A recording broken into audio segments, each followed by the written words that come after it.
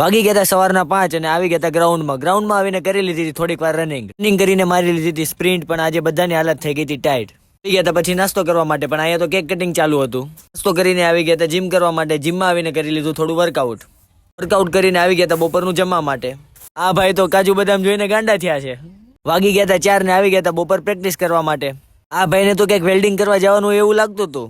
આ ભાઈ લીધી હતી આજે મેચમાં 3 વિકેટ, એટલે કંઈક વધારે ખુશ લાગતા હતા. અમે પણ કરી લીધી હતી થોડીક વાર પ્રેક્ટિસ પત્યા પછી સર રમાડતા હતા નાના છોકરાઓને ગેમ.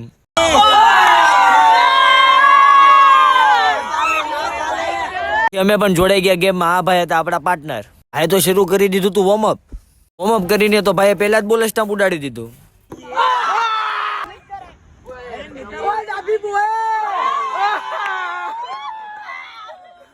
આ ભાઈ તો ઉતાવળે ઊંધું ટ્રેક પહેરીને આવતા રહ્યા. હવે મળીએ આપણે આપણા બીજા વિડીયોમાં.